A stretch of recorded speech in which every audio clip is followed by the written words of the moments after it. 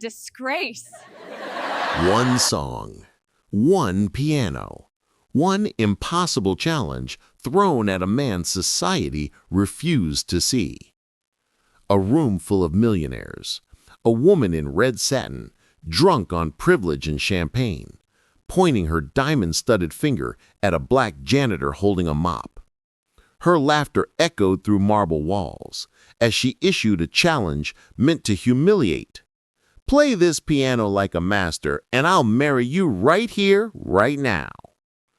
The crowd erupted. Phones came out. This was entertainment to them, a poor black man being put in his place. But what happened next silenced every single person in that room. What they didn't know, what she didn't know, was that the hands gripping that mop had once commanded standing ovations in concert halls across Europe. His name was Marcus Wilhelm, and every morning at 5 a.m. he pushed a gray cleaning cart through the polished hallways of the Grandview Estate, one of Manhattan's most exclusive event venues. 52 years old, invisible to most, essential to all. He wore the same gray maintenance uniform every day, yellow rubber gloves tucked into his belt, his shoulders slightly bent from decades of work most people never noticed. Marcus moved through the building like a ghost, wiping down champagne-stained countertops, scrubbing marble floors that reflected chandeliers worth more than his yearly salary, emptying trash bins full of the careless waste of the wealthy. The Grandview hosted everything: charity galas, corporate events, wedding receptions for families whose guest lists read like Forbes magazine. Marcus had seen it all. He'd cleaned up after senators, swept confetti after celebrity engagements, mopped floors where million-dollar deals were made over whiskey and cigars. And he never said much, just nodded politely when someone acknowledged him, which wasn't often. But if you looked closely, really looked, you'd notice something unusual about Marcus. The way his eyes lingered on the grand piano that sat center stage in the main ballroom. A Steinway Model D, 9 feet of gleaming black lacquer and perfectly tuned strings, worth nearly $200,000. Sometimes, when the venue was empty and silent in those early morning hours, Marcus would pause his work. He'd stand at the edge of the stage, dustcloth in hand, and just stare at that piano. His fingers would twitch slightly, as if remembering something his body refused to forget. No one knew that 40 years ago, those same hands had flown across piano keys in Vienna. That Marcus Wilhelm had once been Marcus Wilhelm, a child prodigy who'd performed Rachmaninoff at 14, who'd studied at Juilliard on a full scholarship, who'd been called the most naturally gifted pianist of his generation by the New York Times.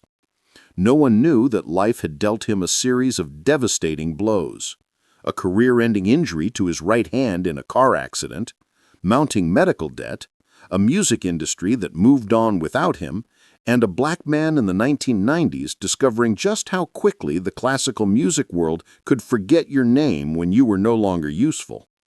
So Marcus cleaned. He survived. He found dignity in honest work when the world of concert halls had closed its doors. Tonight was different, though. Tonight, the Grandview was hosting the Ashford Foundation Gala, an annual event for Manhattan's elite. Black tie, invitation only, a celebration of wealth disguised as philanthropy. Marcus had started his shift at 4 p.m., preparing the ballroom before guests arrived. He'd polished every glass, straightened every chair, ensured every detail was perfect.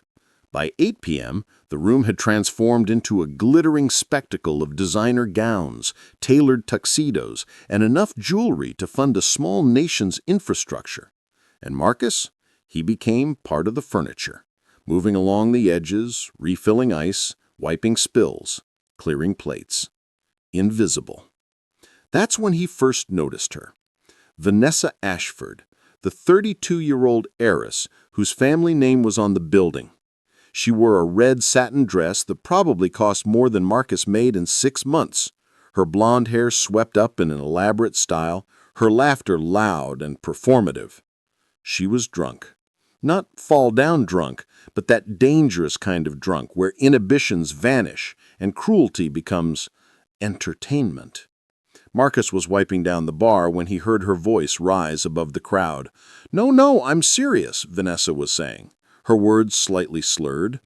"These people work here their whole lives and never actually experience anything. They just exist in the background." Her friends laughed. Someone suggested she was being too philosophical. That's when her eyes landed on Marcus, and something shifted in the room. The first notes of Rachmaninoff's Piano Concerto No. 2 exploded into the ballroom. Not tentative, not hesitant, not the fumbling of someone who used to play. It was absolute mastery. Marcus's hands flew across the keys with a speed and precision that seemed impossible for someone who'd been holding a mop 5 minutes earlier. His fingers moved in a blur, powerful, delicate, thunderous, whisper-soft, every note perfect, every transition seamless. The crowd's smiles vanished. Phones that had been ready to capture humiliation now captured something else entirely. Witnessing the impossible. A janitor playing one of the most technically demanding piano pieces ever written with the skill of a concert virtuoso. Vanessa's smile died on her face. She stood frozen, her hands still resting on the piano, feeling the vibrations of sound traveling through wood and wire. This wasn't happening. This couldn't be happening. But it was. Marcus wasn't looking at her anymore. He wasn't looking at anyone. His eyes were closed, his body swaying slightly with the music, completely lost in the piece. His face had transformed, no longer the invisible maintenance worker, but an artist in his element. Pain and joy and 40 years of silenced passion poured through his fingers. The technical passages that made professional pianists sweat came effortlessly.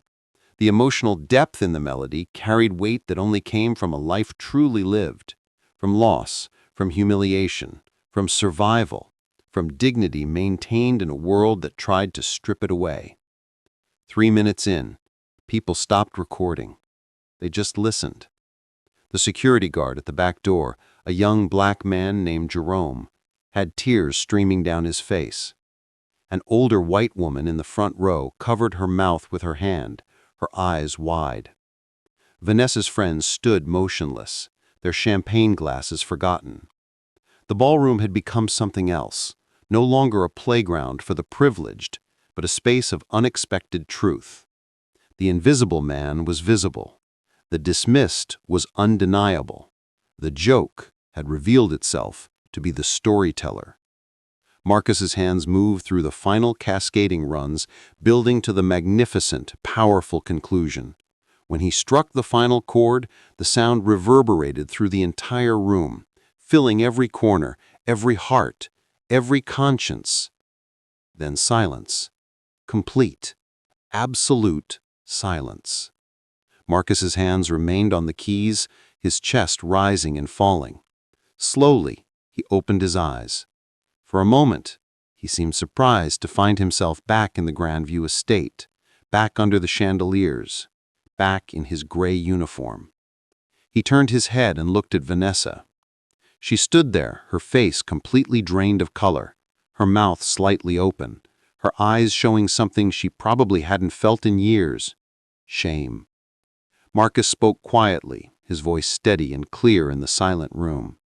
"I believe you made me an offer, ma'am, but I'm afraid I'll have to decline. You see, I've learned something in my 52 years that I don't think you've learned in 32.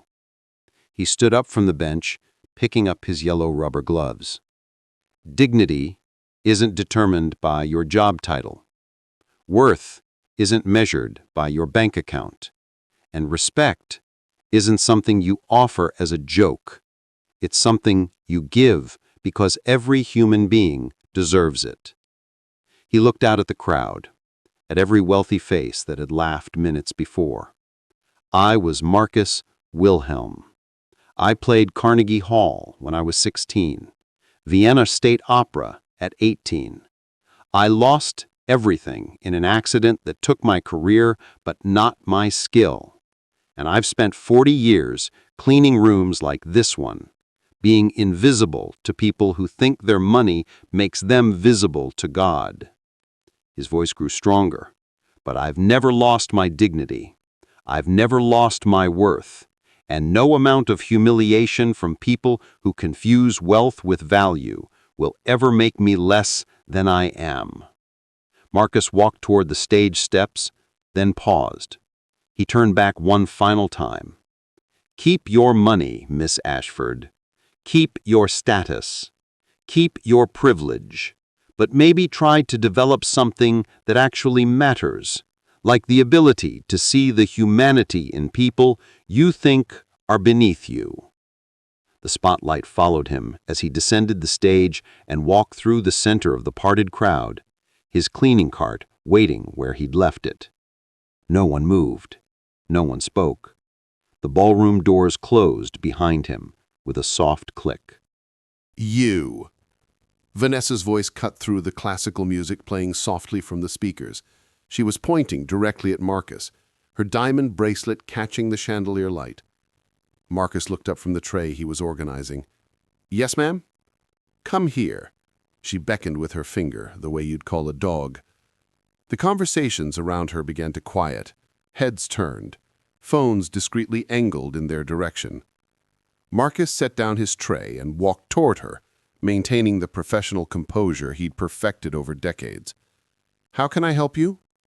Vanessa looked him up and down, a smile playing at her lips. "What's your name?" "Marcus, ma'am." "Marcus." She tested the name, then turned to her circle of friends. "Marcus has been working so hard tonight, haven't you, Marcus?" "Just doing my job, ma'am." "So humble." She clasped her hands together mockingly. "Tell me, Marcus, do you have any talents? Besides cleaning, I mean." The question hung in the air. Marcus felt the familiar weight of being made into a spectacle, but he kept his voice steady. "I do my job well, ma'am. That's enough for me." "Oh, come on." Vanessa took a step closer. She smelled like expensive perfume and champagne. "Everyone has dreams, right? What did little Marcus want to be when he grew up?" Someone in the crowd snickered. Marcus felt his jaw tighten, but he kept eye contact. "I'm content with my life." "Content." She repeated the word like it was foreign. Then her eyes drifted past him to the piano on stage.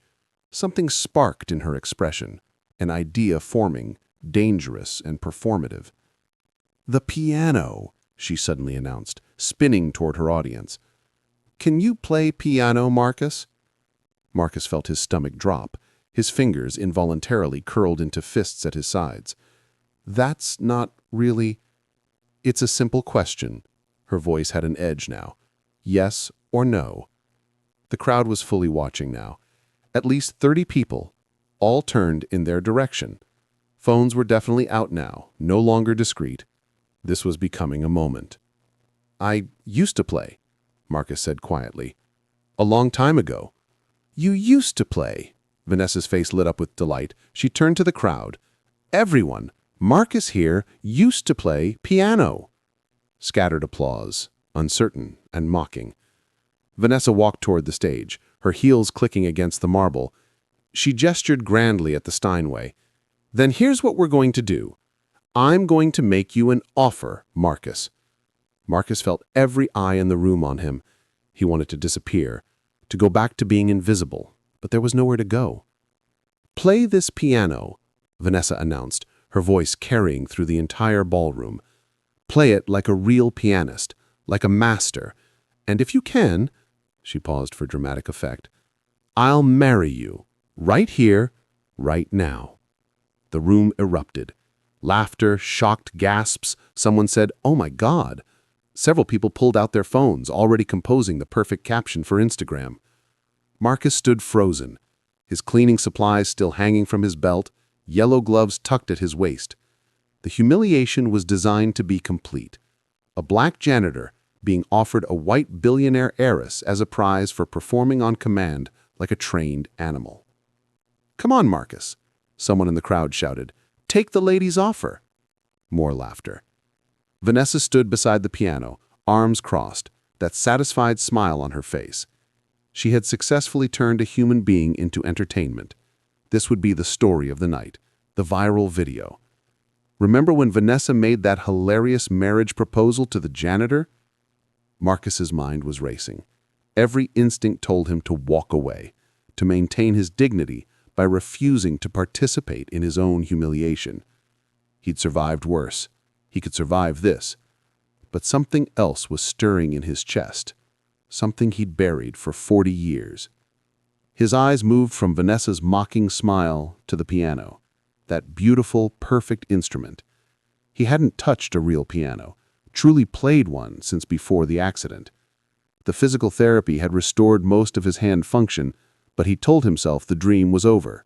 That chapter was closed. "Well," Vanessa's voice was impatient now, "are you going to play, or are you going to go back to mopping?" Someone in the crowd laughed and said, "Yeah, earn that proposal, buddy." Marcus took a slow breath. He looked at the piano, at the crowd, at Vanessa in her red dress, drunk on her own power and privilege.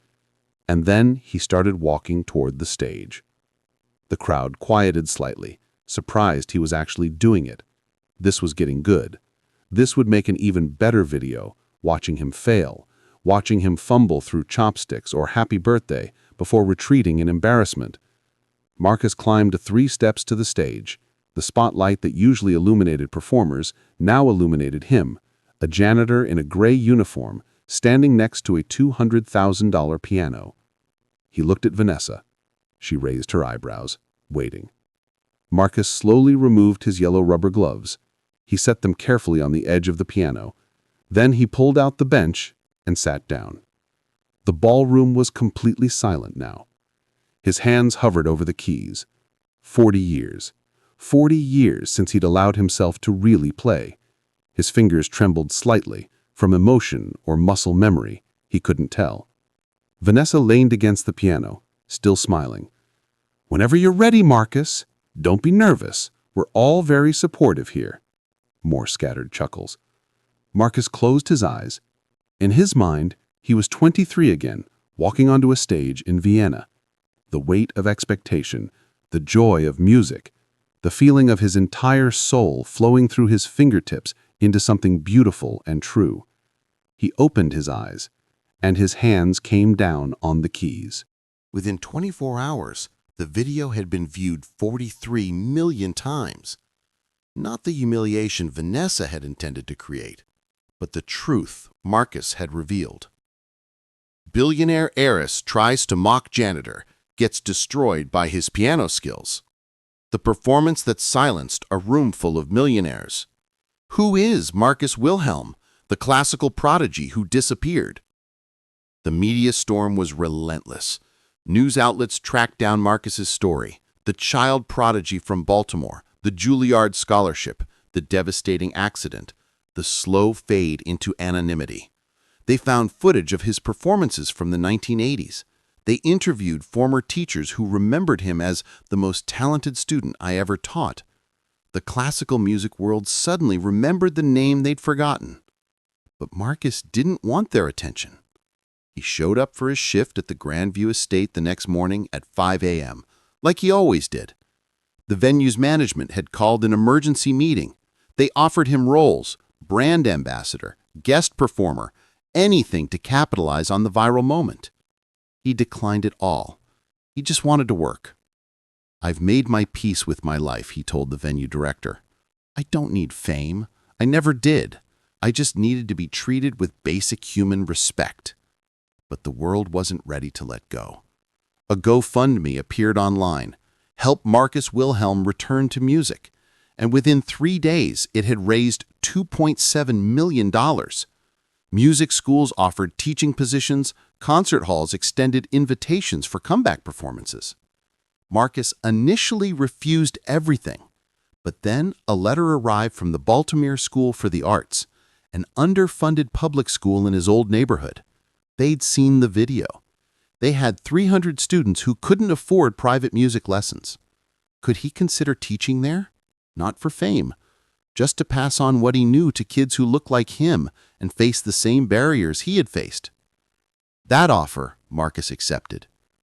Vanessa Ashford disappeared from social media for 3 weeks. When she finally released a statement, it was brief. "I am deeply ashamed of my behavior. I am taking time to reflect on my privilege and how I've used it to hurt others. I am donating $1 million to music education programs for underserved communities as a small first step towards making amends." Some call it performative. Others called it a start. Marcus made no public comment about it. But 6 months later, something remarkable happened. Marcus was teaching a Saturday morning piano class at the Baltimore School for the Arts. 12 students ages 8 to 15, most from low-income families. He was demonstrating proper finger positioning when someone knocked on the classroom door. It was a young white woman, mid-20s, holding a donation check, but not on behalf of the Ashford Foundation. "My name is Emily," she said quietly. "I was at that gala. I was one of the people holding a phone ready to laugh." She looked directly at Marcus. "Your performance changed something in me. I saw how casually cruel I'd become, how I'd stopped seeing service workers as human beings." She held out the check. "This isn't charity. This is an investment in making sure more kids get what you didn't, a world that supports their gifts regardless of their background." Marcus looked at the check, then at her face. He saw genuine remorse, genuine change. "Thank you, Emily," he said simply. "Would you like to stay for the class? It's important for these kids to see people from all backgrounds supporting their dreams." She stayed. She came back the following week. She started volunteering. The ballroom incident became a case study in viral justice, how one moment of dignity in the face of humiliation could create ripples that changed perspectives, policies, and lives.